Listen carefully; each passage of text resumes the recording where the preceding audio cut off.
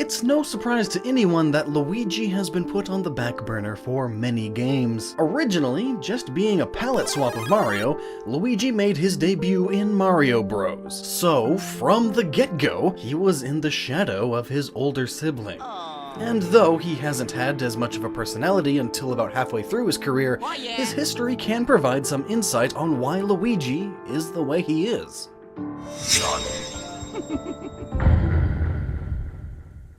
During Yoshi's stint as a protagonist, we see the beginning of the split between the brothers' personalities. Luigi is kidnapped from the very beginning of his life. He is kidnapped and held in a castle, being exposed to sounds and sights that, frankly, if you saw as a young child, would give you trauma for years to come.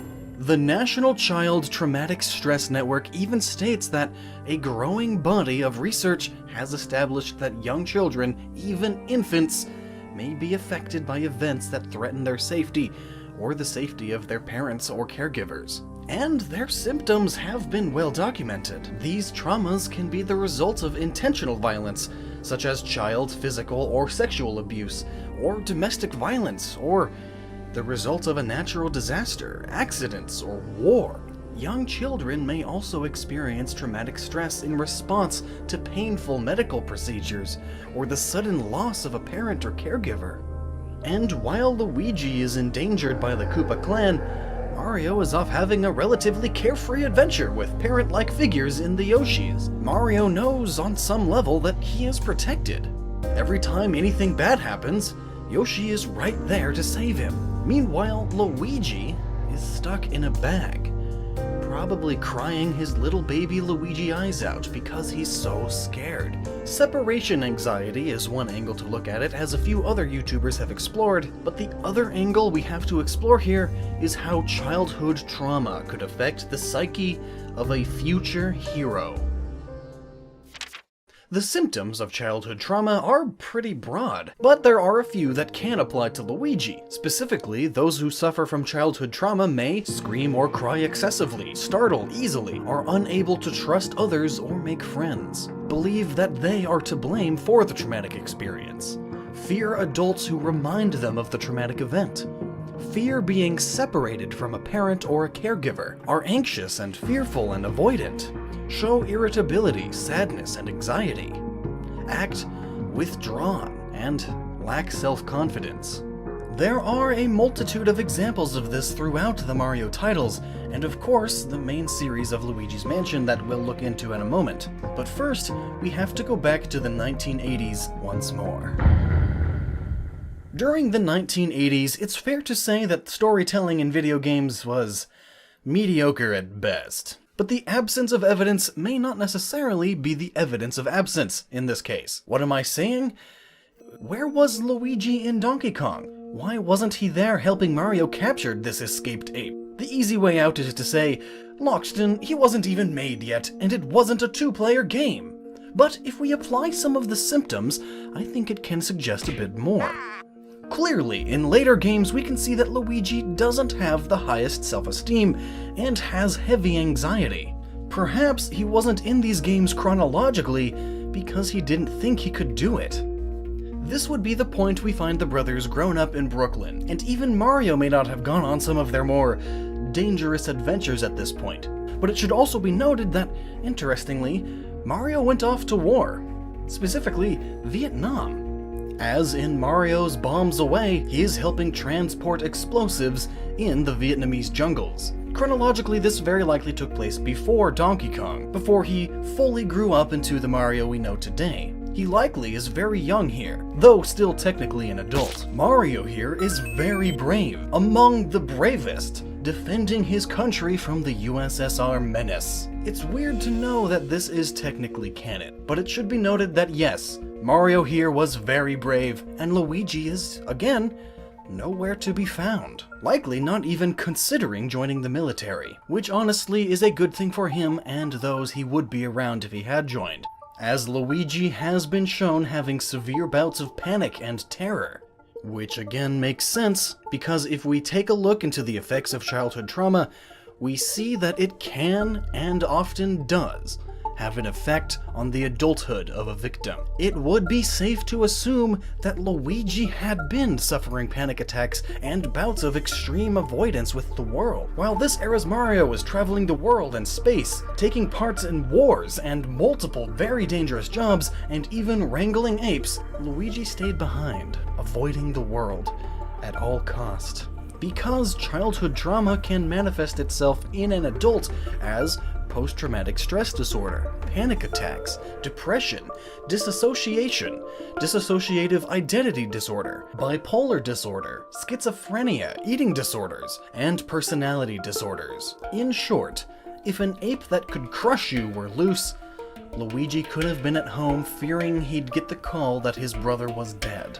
He fears the outside world, and couldn't imagine it without his brother Mario. He can't even leave the house until Mario invites him on a simple plumbing job. In Mario Bros. For the arcade, Luigi begins to come out of his shell.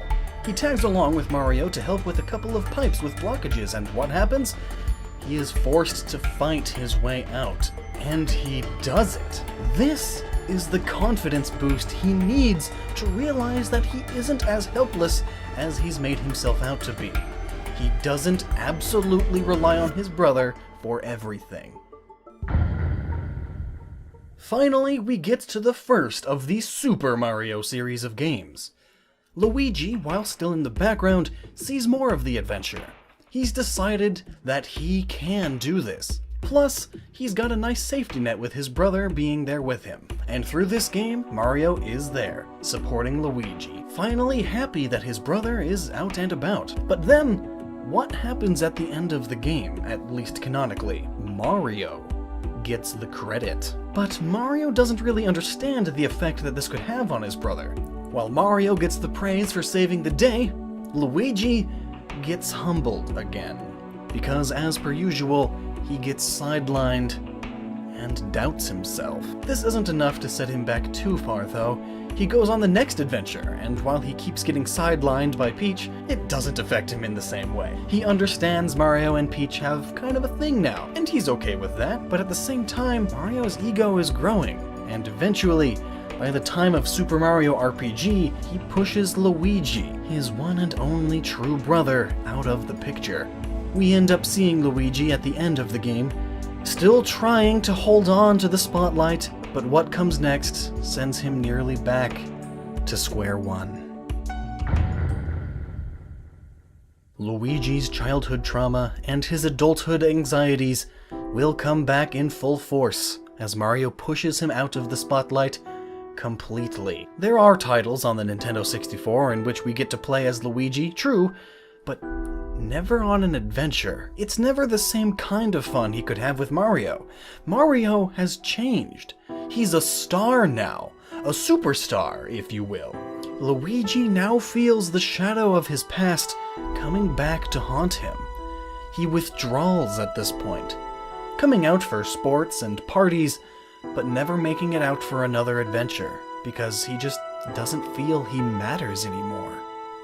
The sports and parties are all just new celebrations of Mario's fame, and Luigi lets him just take the limelight and becomes ever more reclusive. And while it can be argued that Paper Mario happens in an entirely different universe from the main series, it is commented on that Paper Luigi goes through similar things there, with pages in his diary expressing his want to travel with his brother, but ultimately being shut down. Until one day, Mario volunteers to once again take the lead and investigate a creepy mansion. But not just any creepy mansion, no, this was a creepy mansion that Luigi had won in some sort of sweepstakes. But when Mario doesn't come back to tell Luigi that it's safe, it's now up to Luigi to venture out on his own. He takes his first step forward in years because he has to. When he arrives, he is terrified. He realizes that Mario may not be here to save him if something happens. And looking at the difference in the mansion he supposedly won versus the one that he actually won, it's no wonder that he is hesitant. But he pushes on, for the brother he knew not for the brother who became a star. Luigi has been in a dark place for so long that this is his shot to fight back against his own inner demons. And this makes the perfect metaphor, as his enemies in Luigi's mansion are ghosts. And after defeating them, he gains a bit of his confidence back.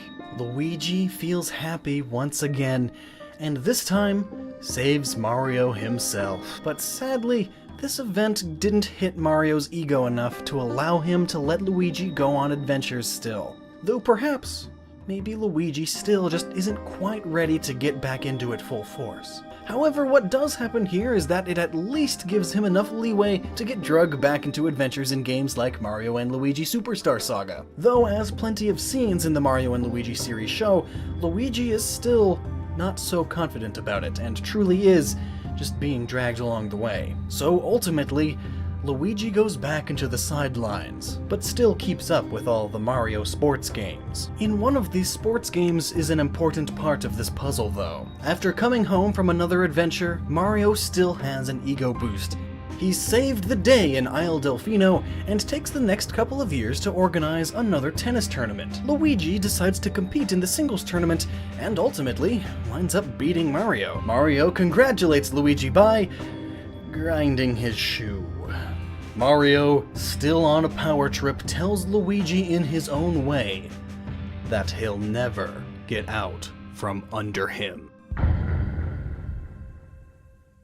Meanwhile, in the Paper Mario universe, we get a glimpse of Luigi's darker side. In Super Paper Mario, it can be argued that the brainwashed Luigi had been manipulated into using his negative feelings towards himself and his brother to turn into Mr. L. He even partially serves as the final boss, being part Luigi, part Chaos Heart, and part Dementio. It is fair to note that even in Super Smash Bros. Brawl, his dark side is hinted at as well. This energy that he conjures up is said to be birthed from the dark side he embraced in his brother's shadow. Back in the mainstream Mario universe, we see Luigi trying to step back into the main role, but still ending up as a bit of a side character with playability in games like New Super Mario Bros. And Super Mario Galaxy.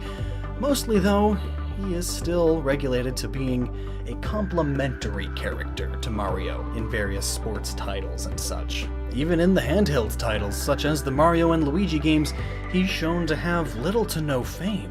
And they really express his cowardice. In fact, if we look at the first game, Superstar Saga again, when Mario is put out of commission and Luigi has to step up to venture out solo, it is only when he's hypnotized into believing that he is Mario that he has enough bravery to go. This is also a subtle nod to the inferiority complex he developed with himself, as it would suggest that he believes Mario to be the pinnacle of heroism.